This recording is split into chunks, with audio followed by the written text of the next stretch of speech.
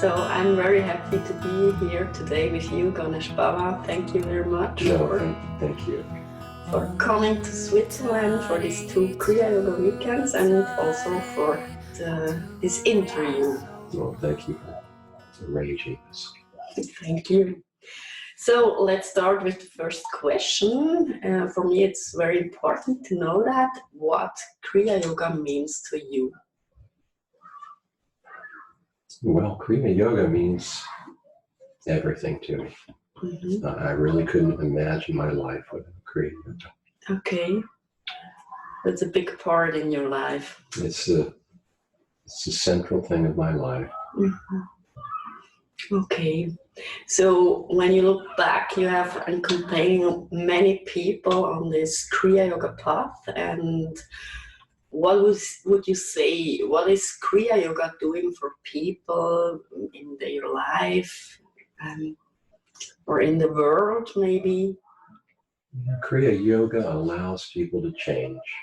Mm-hmm. And it's not so easy to change. No. And I've seen people change in so many ways. People to have very profound mystical experiences, mm-hmm. but also people really change these deep-seated behaviors. Mm-hmm. One person I know, actually his wife came and gave a testimonial. Mm-hmm. After 15 years of marriage, he did Kriya-Yoga for about a year. And she came, she had to speak about it. He would get up and help her with housework. He became more tolerant, more patient. And he was a very nice man to begin with. Mm-hmm. It just allows people to better express their heart, their intention. Mm-hmm. Okay, yeah. And maybe somebody has read an autobiography of a yogi, and from there we know that there are many mystical things that happen. And have you also an experience like that, or from other people, some special things? Well, the practice itself, right at the beginning, people have a physiological change. Mm-hmm. There's neural networks developed up in the upper part of the cerebral cortex. Mm-hmm. And allow people to have mystical experiences right at the beginning. Mm-hmm. So it's not so much about miraculous things, it's about really seeing this light, mm-hmm. and sound and being able to feel and perceive the reality of it. Mm-hmm. Can you talk about that a little bit more? Explain what is happening there. Well, right at the time of initiation, there's neural networks that are developed, mm-hmm. that allow people to hear inner sound, and it makes these connections, these very elaborate networks up through the cerebral cortex. And mm-hmm. people are able to perceive inner sound, to hear inner light, to have these super sensual experiences of reality. Mm-hmm. So, and this sound, is it like a concert, or how can you imagine that? It's a wide array of different tones, mm-hmm. and it can manifest in so many different ways for people. And as people practice, it changes. Mm-hmm. Yeah. Okay. And people are touching these frequencies of sound and frequencies of light. Mm-hmm. In creation, these different tones and the frequencies of light, they have the information of creation. Mm-hmm. People are able to see their own nature, to have it transmitted to them. And what this nature is? Everything's coming out, all the physicists agree, everything's coming out of the quantum realm. Mm-hmm. All the material creation. Mm-hmm. And the reality is it's all coming from God. Mm-hmm. And people experience that reality. Okay. Yeah. And so they can change their whole life.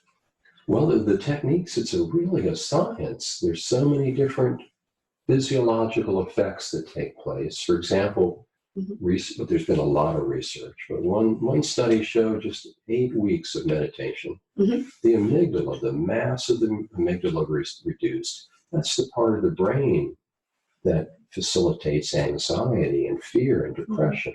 Mm-hmm. Just in 8 weeks' time, that capacity was physiologically changed. Only with Kriya-Yoga, or you said meditation? This was a very simple meditation, very simple technique. Kriya is not so simple in that multiple things are taking place, which gives very extreme metaplasticity. That is, many different networks are developing to bring about transformation with Kriya. So you talked about that Kriya-Yoga is a science. What exactly is the science? Things from Kriya-Yoga? The science of Kriya-Yoga is that each of the techniques brings about multiple physiological changes. And these changes correlate with consciousness, with health, with emotional health, with cognitive ability. So it's working at that level. Maybe you have an example from somebody? So many people have shared with me different things for them, different changes in their life. Where now they were, for example, a person told me where they realized they weren't as irritable as they used to be. Or they realized how there are certain patterns in their life, certain emotional patterns that are no longer operative. Okay. It's physiological. These patterns are really based in these neural pathways. And the whole reality of life is that the brain is changing. Has its power to change, to make new connections, have new experiences, and also higher consciousness. Okay. But the most important thing is people are able to change their heart. And this changement I can reach with practice Kriya-Yoga. Yeah. Changement in the heart. Okay. The heart's they estimate over 60% neural tissue. It's organ of perception. People are able to perceive with the heart. Okay. And it expands that capacity. So it's like an activation. It is. Brings about this new networks, new ways of perceiving, of feeling, and changing old patterns. It's not only in the brain. It's in the whole body. Yeah. They realize that the enteric nervous system, through the GI tract, it produces way more serotonin than the brain. And it's all connected. It's all interwoven. Okay. And I think it's very important what you said. You can feel all that from the beginning on. Well, right at the beginning, for everybody, on the first day, people are able to have inner sound, perceive inner light, and very importantly, they're able to activate the crown of the head. And what this means, again, it's physiological and it's something palpable people can feel. Give you a sensation right at the crown. And researchers see what that means. There's billions of neurons that are oscillating in unison. Okay. It creates that physical sensation, but it's also creating a field. It's generating light. All the different religious portraiture has halos. It's physiological reality. Okay. With that activation, there's a different kind of light. It's a state. Okay. So people begin right at the beginning of Kriya-Yoga. People have that experience. Then they develop, the pathways develop more each time they practice. But there are also other levels of Kriya-Yoga, a second and third. Can you talk about that? What happens there? Well, right at the beginning, people learn a very comprehensive series of techniques that address so many things.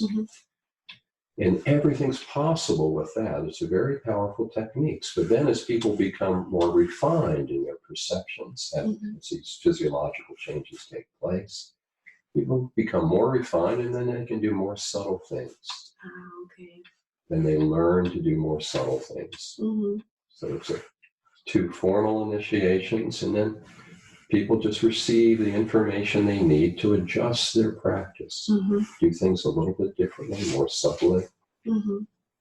Okay, that's very interesting. And what can you recommend when somebody want to go deeper? Maybe something like a book or a DVD, or is there something?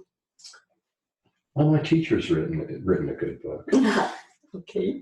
about Kriya-Yoga, but it's an experiential science. You can only do it through experience.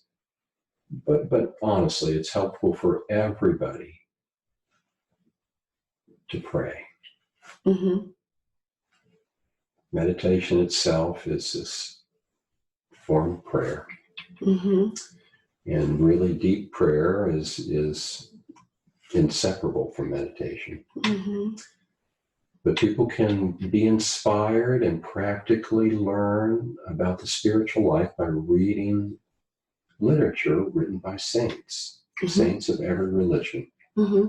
People can learn they're all human beings and they all have very individual experiences. But this genuine literature from saints, you can get a better idea of what the spiritual life is. Mm-hmm.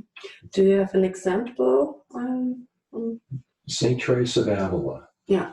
She was a powerful person. Mm-hmm. She had a powerful intellect, a very profound state of meditation, and she was recognized as a doctor of the church, but practically her experiences of divinity, both in meditation, which she writes about very well, and in her practical life.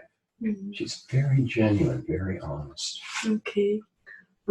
That's very interesting. So I have one last question. Is Kriya, when I look back, my relationship to God wasn't that strong before. So is Kriya-Yoga also something for somebody who hasn't this relationship to God? Or you said the prayer and...